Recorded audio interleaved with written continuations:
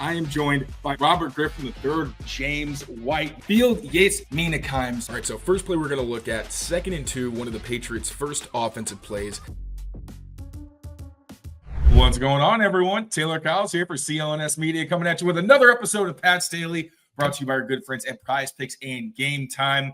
It's Bills week. I know we're all super excited coming off yet another embarrassing loss for the Patriots, who lost by quite a hefty margin, whether you look at the stat sheet or not, in Arizona. Have a chance to maybe turn things around going on the road to Buffalo. Maybe not likely, but hey, the game has to be played, and any given Sunday, a team has a chance to win. So just hold on to that little bit of hope. But to give me a little bit of insight into where the Bills are at this point in the season, I am joined by a good friend of the show, Anthony Prohaska of Cover One. He is going to be breaking down not only where the Bills are, but maybe potentially if there's some chinks in the armor, because it's not looking good, this matchup of a absolute juggernaut Bills team against the New England Patriots. So without further ado, I'm going to stop making fun of the team I cover. Anthony, welcome back, brother. How the heck are you doing? Thanks for having me. I'm good. It's still so weird. I was always talking about this like a friend earlier today, that it's like, so the Bills won the AFC East title again, and it's just like not even like talked about. It's just like, yeah, they won the AFC East, like whatever, let's kind of see what happens. And it's just like wild to be in that spot, having watched the Bills for so long and like objectively covering them now, but like growing up as a Bills fan and still being a Bills fan. And then to have the conversation with you and having like the Bills be the juggernaut and the Patriots be like this fledgling, like, we'll see what happens, it hasn't been good. It's just like the, Michael Scott, like how the turntables type of deal. And it's just still so crazy to wrap my head around it, that like the Patriots like is, just like quarterback stuff and head coach stuff. And it's just like, wow, it's still a shock to me to see like how each has flipped and where we are right now. It's wild, but I'm good. Thanks for having me. Good, buddy. Full on Uno reverse card indeed.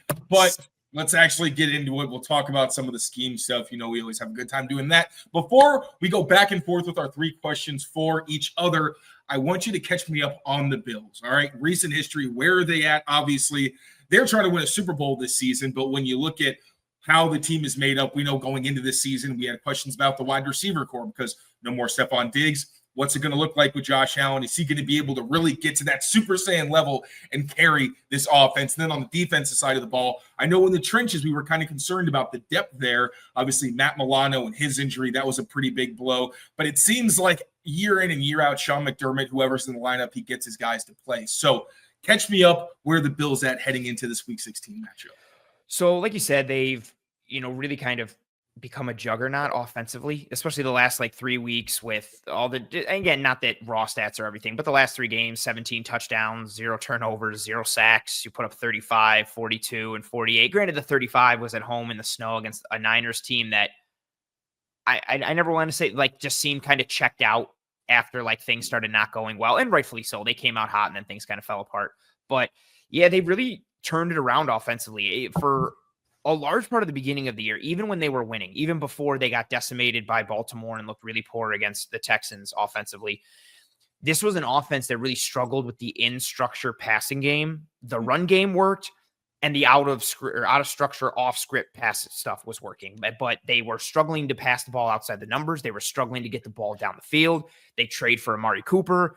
Everybody goes from being like, everybody eats, you don't need Stephon Diggs, to all of a sudden being like, we need an X. Like, what do we do? This isn't working. They're kind of helpful. Yeah, exactly. And Cooper, hasn't lit the world on fire from a stats perspective, also been banged up a bit, but his presence, I think, has helped.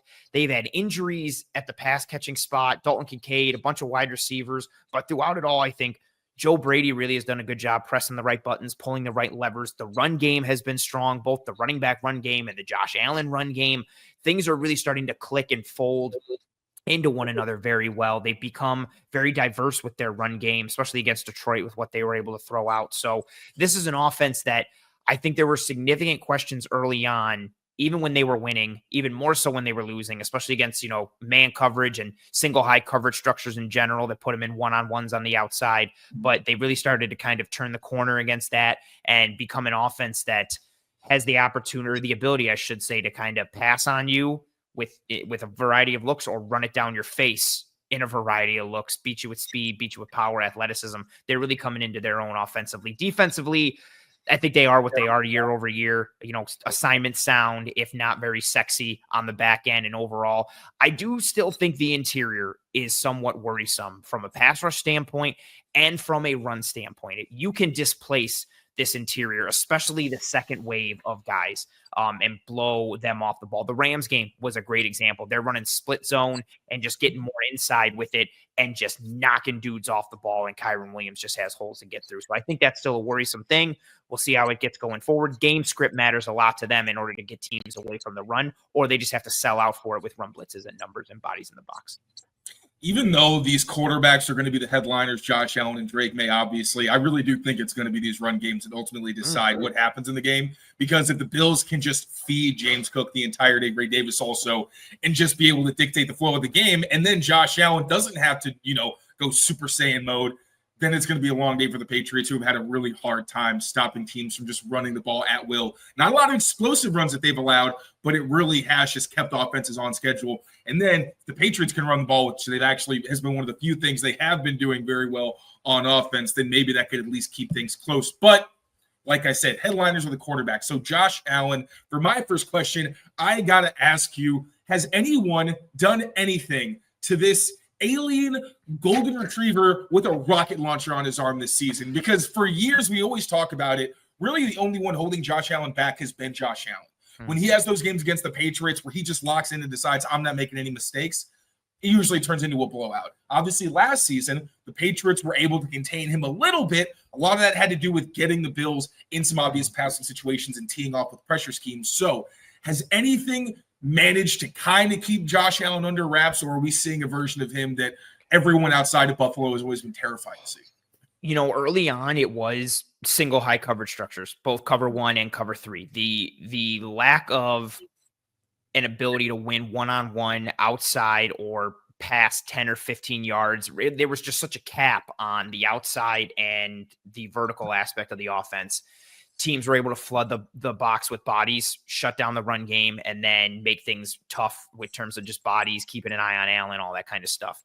But really, nothing has slowed them down too much recently. Awesome. But to your point, and for as much as Allen, is, leading the MVP race and that conversation, and is a mutant and an alien, unicorn, Super Saiyan, all that kind of stuff, the run game is what makes this offense go. If they cannot run the football, things just get a little harder. And, sometimes it doesn't matter because Allen can just dust the cape off and be that guy. But the run game is what makes this offense go. And, a little bit of Josh Allen scrambling, a little bit of Josh Allen design, but really just the basic running back run game, like duo, the tackle pull stuff with long trap and with dart. They have the ability to just work in weak side mid zone, which pairs well with duo. They'll use 6 offensive lineman sets. They're attaching guys to the line of scrimmage. They're marrying their run concepts really well with play action ever since the game against Seattle. So everything is kind of hitting well for them, which in my paranoid brain means at some point things are going to regress to the mean just because of how well everything is clicking schematically. Shut up.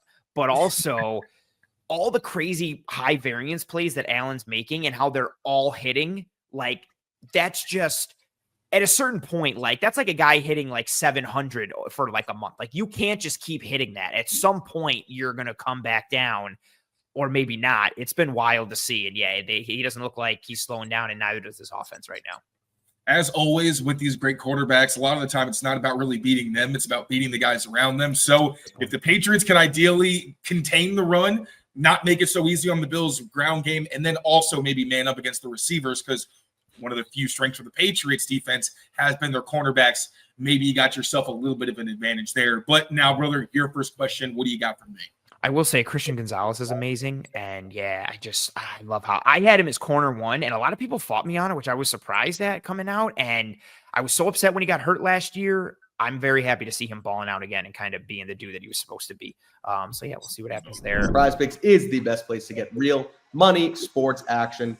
With over 10 million members and billions of dollars in awarded winnings, Prize Picks has made daily fantasy sports accessible to all. And all you got to do is pick more or less on at least 2 players, and you will have a shot to win up to 1,000 times your cash. Run your game all season long on Prize Picks. It's America's #1 daily fantasy sports app. They allow you to make the holidays bigger and better on Prize Picks. They also now offer MasterCard for quick and easy deposits into your account this sports season, putting their members first.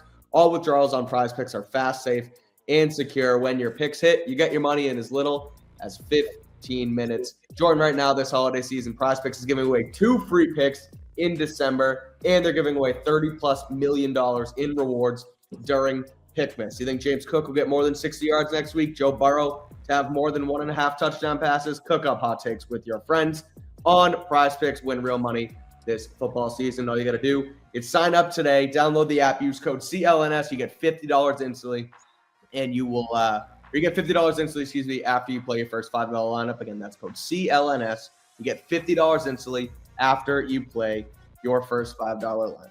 Prize Picks, run your game. My first question for you, and I love how you called all my questions loaded questions, which I thought was funny. So my just opener for you is, what stresses the Patriots offense the most? Is it something schematic? Is it something niche? Is it something general? Just kind of what puts them in a bind the most? Really, and I'm not trying to be condescending, it's pretty much anything that has to do with the left side of their offensive line. And that is also trickled to center, where Ben Brown came in midseason, literally was signed midweek and wound up starting for them in the first time that he saw action. He's been up and down. You didn't really expect the guy who's been living on practice squads for most of his NFL career to come in and be even like a replacement level starter. He has been that for the most part, but last week he had 2 snaps that wound up on the ground. There were some times where like line games really hurt him. He had some really ugly quick losses in pass pro. And then with Badarian Lowe and Layden Robinson, you've got a rookie in Layden Robinson who has been benched at times this season. He's gotten a little bit better the past couple of weeks when he got back into the lineup. He's playing left guard for the first time, but it's still a rookie. And if you are going to bring a twist or something from, a side that he's not necessarily expecting, that's going to be tough for him to pick up. Against blitzers, he's actually been okay, but some of those twists have been an issue. And then Badarian Lowe, who one of the nicest guys on the planet. I always have to preface with that. But anytime you lead with that, that's a bad thing. It's usually not great, because he's just been a lightning rod for criticism over the past couple of years. And, first of all, he has outplayed expectation by far. He's got really long arms. He's got a strong punch. And Scott Peters has really brought out the best in him. But at the same time, the reason that he's not a starter is because he's so inconsistent, whether it's penalties, whether it's, just completely whiffing on blocks at times that he makes most of the time. But then it's just like, there were 2 drives basically last week that his assignment essentially blew up after 2 consecutive plays. This happened twice in the game. So the rest of it, the receiving core isn't great, but Drake Maye has done such a great job taking what defenses give him.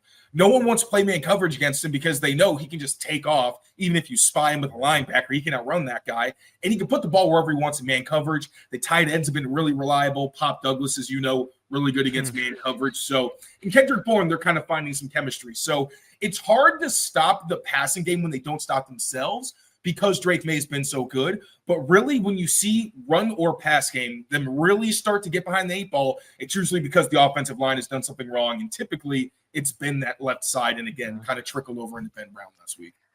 Oh, it's funny you mentioned even just some of the pieces, and the Bills the last couple of weeks have really started to lean into twists and stunts and games up front. And I wonder how much they lean into that even further. And that it's an interesting spot to point to that kind of Pat's old line as a week, especially on that left side, because the Bills, for as much as the numbers may suggest it individually and as a group, their pass rush and run play up front, aside from Greg Rousseau, and even Rousseau as a pass rusher, it hasn't been as great as it gets made out to be locally and nationally. So I wonder kind of who can swing that pendulum with kind of just button heads with that group in the trenches there.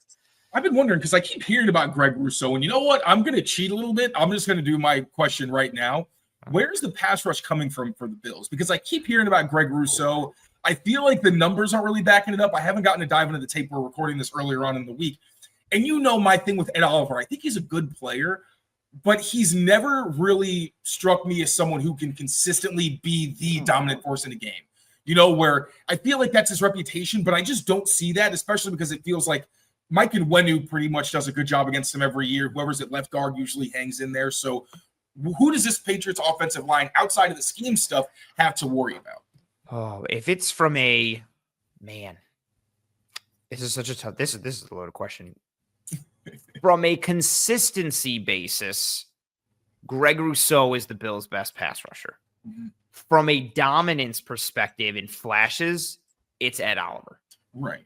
Rousseau has had some wins this year. He's really started to develop more of an inside move this year. Previously, it was just, he doesn't have great change of direction or dip or bend. He is literally built like Groot when Groot is full size, like hence the nickname. So there's not a lot of bend and flexibility and dip there. So everything for him is length, strength, first touch, leverage, good hand placement. So it's really just him like collapsing the pocket, driving guys back. This year, it's been that with a good inside move. And when he wins with it, it's clean, it's dominant. But overall, just I feel like most weeks, Groot on a scale of 1 to 10, and this kind of put in perspective, Groot most weeks on a scale of 1 to 10 is anywhere from like a 6 to a 6.5 or a 7 as a pass rusher. He'll have a couple blips as like an 8 or maybe a 9, but he's usually living in that 6 to 7 range, maybe 6 to 7.5. Oliver goes from he'll be like a 4 one week, and then he's like a 9.5. And then he's a 3.5, and then he's a 9.7. Like, it can be all over the place. He's been hurt a little bit, been banged up, had a great game against Detroit, both as a pass rusher and as a run defender as well, playing with leverage, great hand usage, pop, violence. I think he's gotten healthier as the season has gone along. The numbers don't reflect. I think he's played better than his numbers suggest. His numbers last year were amazing, and I think that kind of put him into a different echelon of conversation. But I think he's been a good player. I still don't think he's kind of the perennial all-pro you look for at the spot, given what they would have liked him to be, drafted him inside the top 10. But he's been a quality guy. He's been getting better lately. And he and Groot are both coming off a week where they had 10 pressures each against the Detroit Lions and a pressure rate each above 22%. I think Oliver was second on the week in pressure rate behind Micah Parsons. Groot was third on the week right behind Ed Oliver. Yeah, it was pretty interesting. A lot of that was scheme and structure and what they were doing, but they had a lot of quality one-on-one wins. I mean, anytime you're Greg Rousseau and you're driving Penei Sewell back into Jared Goff's lap, like, I don't care if it happens once. That doesn't happen a lot to him. And then, I think 7 of Ed Oliver's 10 pressures were all against Graham Glasgow, who's like a really good left guard, not some like scrub who's just in there just to be in there. So, yeah, they both balled out in a week that they kind of had to. So they're coming off strong games. Yeah, I was going to ask if anybody was hurt up front for the Lions. Not even to be condescending, but that's kind of the worst case scenario as an opposing offensive line where, Ed Oliver and Greg Rousseau are both going to be completely locked in and just terrorize up front. So that was my second question, brother. What do you got for me for number 2? I always like to change the order. No, I'll stay in order here. Pat's defense, we were talking about it a little offline before we got started, but where does the Pats defense struggle the most from a situational standpoint this year? It's been the red zone has been pretty bad. I'll say that. Now, a big issue there has been miscommunication. It just feels like they're not on the same page. Like, you had a bunch of them against the Dolphins. You had one on literally a walk-in touchdown against the Colts where Anthony Richardson could have walked in it himself. He could have thrown it to 2 or 3 different people. Just not great. Even on some of the times that they ran it in Indy, guys' eye discipline wasn't very good. And you had like Christian Gonzalez as an unblacked guy, but he doesn't realize that Richardson got the ball. You have Christian Ellis. He's, inexperienced guy defensively, more of a special teamer. Been asked to do a lot more because of Juwan Bentley's injury, but he's like flying out to take Jonathan Taylor, also not realizing Anthony Richardson kept the ball in a situation where I'm sitting in the press box saying, it's going to be a QB run on 2-point conversion. They're going to do that, and they're just going to dare you to stop it. And, so that's been a pretty big issue. Against the Cardinals, they scored a couple of times in the red area. The biggest issue there, though, in my opinion, was really just, I think at that point, the defense kind of, and I hate to say this, it felt like they kind of threw in the towel. It just wasn't very competitive. Both times James Conner was able to walk into the end zone. And I'm kind of cheating here, but the red zone is the glaring thing because you can be a bend but don't break defense, but you can't break. And that's really been the biggest thing. But when we're talking about James Cook, I have to at least acknowledge the early down defense because third down was atrocious for the Patriots last week. The Arizona was 10 for 15. Only one of those 15 third downs was a third and long situation, 3rd or 7 or more.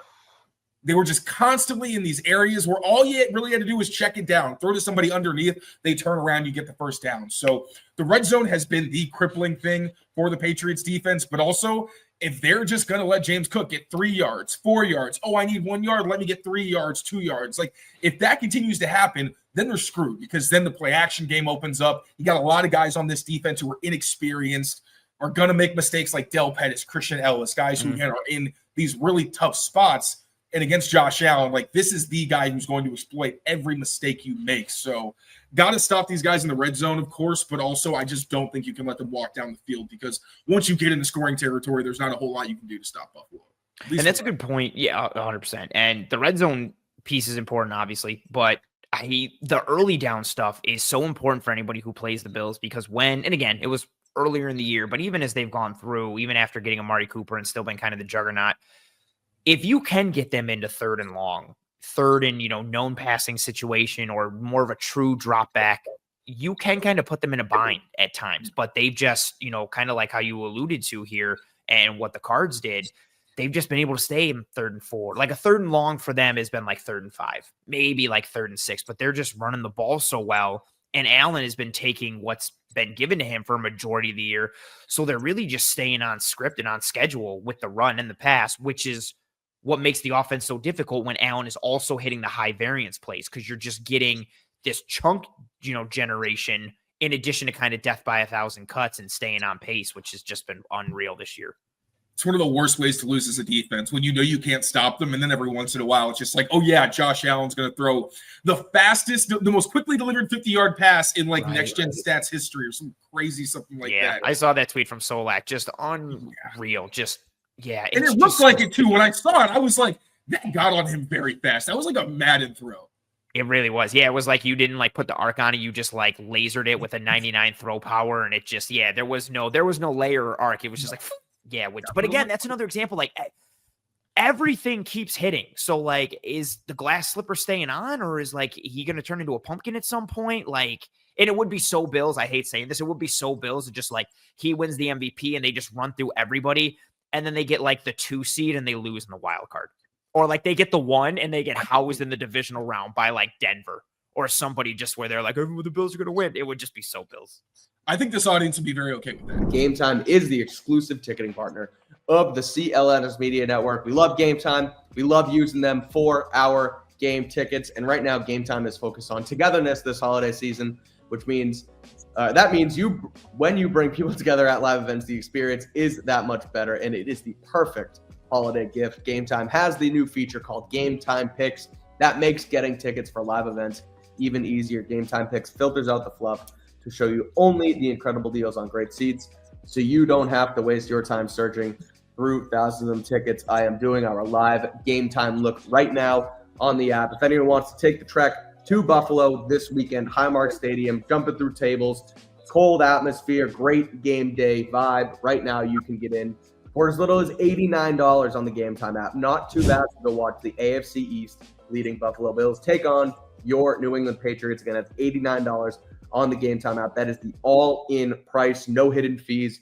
on there at all. So make sure if you want to go to it, sign up on Game Time today. Take out the guesswork of buying tickets with Game Time. Download the Game Time app, create an account, and use code CLNS for $20 off your first purchase. Terms apply. Again, create an account and redeem code CLNS for $20 off. Download Game Time today. What time is it, Taylor? Game time. But for my last question, we're talking about Josh Allen, the scrambles. I'm going to Uno reverse card this one. Drake Maye, been one of the better scramblers in football. Has done a much better job trying to keep his eyes downfield and has a really good sense for when to actually scramble to run, when to scramble to throw. How have the Bills been against mobile quarterbacks who can threaten them once they leave the pocket and potentially extend plays? Because it feels like this is going to be a game where Drake Maye is going to have to pull a couple things out of the hat.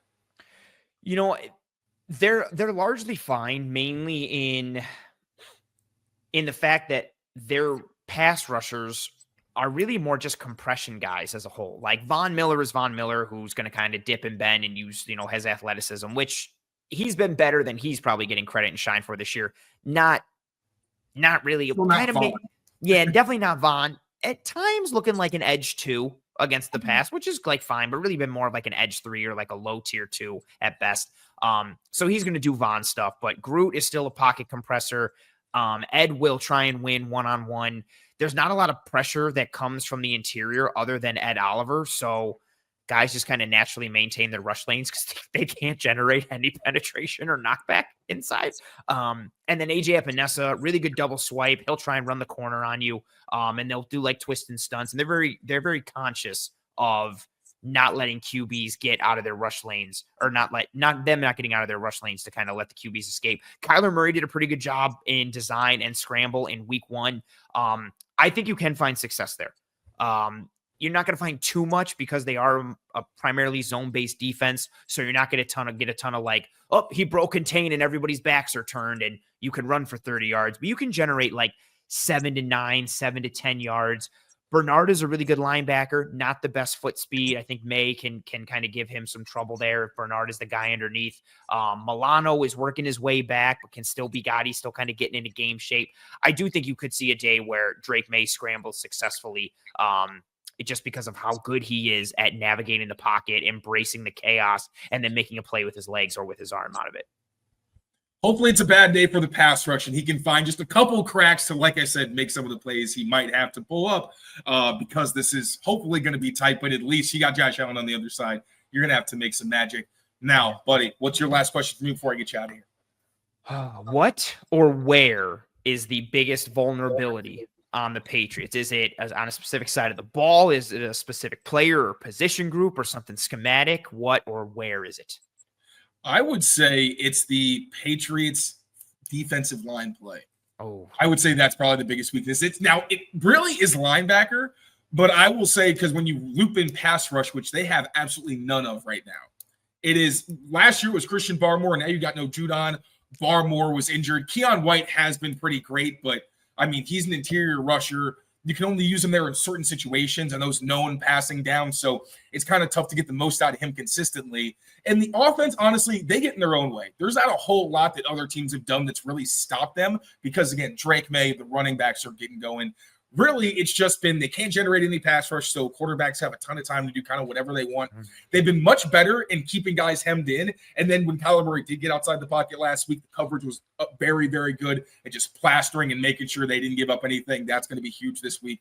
But Patriots can't really stop the run. Like I mentioned, there's just a ton of guys that are in roles they're not really suited for. Like Daniel Akwale right now is basically a starter. You got Jeremiah Farms, who I was hoping would take a step forward, but he's super inconsistent. Eric Johnson, a guy they picked up off waivers earlier this season. Like a lot of guys playing a lot of snaps for them, exactly, that you ideally wouldn't love to be in those spots. Like Keon White, he's been kind of inconsistent as an outside linebacker stopping the run. And then Anthony Jennings, he's being asked to be an every down player. And I think it's starting to kind of hurt him as a run stopper. He's still very good, but it's like 2 or 3 times a game now you'll see him give up an edge that he doesn't usually give up. So that defensive front period has been really disappointing. But I would say because we know injuries on the second level, no Jawan Bentley, that's been pretty huge. Jelani Tavai has been put in some tough spots, but the defensive line play has been really disappointing. Oh, man, that's not great considering how the Bills run the ball and how Allen goes. And, yeah, it's so unfortunate when like injuries just kind of mash you. Plus, you're trading Judon before the season starts, and I know a couple other people felt this way. I thought the Pats D was good last year, and I thought they had a chance to kind of run it back this year. And I was like, okay, if the offense can just be halfway decent, this is a good defense. And then Judon's gone, and Barmore, with like the clots or whatever that like kept him out, and then Bentley and like. I don't know. Duggar's getting beat never came back to form. Duggar's playing there was a run against the Cardinals where I think it was on like a big run for Connor where Duggar's coming up and he just takes a bad angle and Connor beats him to the corner and gets up the sideline. And I was like, you gave that up to James Conner. Like, and I think Connor's sweet, but like you're Kyle Duggar, man. You shouldn't be getting beat by James Conner at the second level to the sideline. And like that right there was like, give you a microcosm of like the Patriots defense not working this year. And I was like, Kyle Duggar, like, getting outrun like that from an angle perspective because he's usually Pepper's right there in the hole. He had a chance to stop it. Mayo called him out and was like, I think he meant, I'm not sure if he meant Ellis or Duggar, but he said there were 2 guys that had shots to make the tackles that they expected to make those tackles. Maybe not Ellis because he was a little far back, but like Peppers and Duggar, it was just like, this is a really, really bad look. And that's what we're going to close on because I'm about to go on your show. So before we get out of here, buddy, please let the people know where they can follow you, what great stuff you got coming down the pipeline that we should be looking out for. Thank you very much. Yeah, you can find me on Twitter at pro__ant. That's pro2_ANT. You can find me on Blue Sky at proant. No underscores there. They don't allow that there, so it's just proant. I host a solo show every Tuesday live, 9 p.m. Eastern called Disguised Coverage. focus on advanced metrics, film, all that kind of stuff. Yeah, you'll be on it very shortly as we wrap up here. And then I co-host a show every Wednesday called The Film Room. That show is purely 100% film based. So my solo show is anywhere from like 40 to 70% film, sometimes a little less, sometimes a little more dependent on the week. And then the Film Room is all film. I'm all about X's and O's, scheme and structure, Bills stuff, league-wide stuff, college stuff.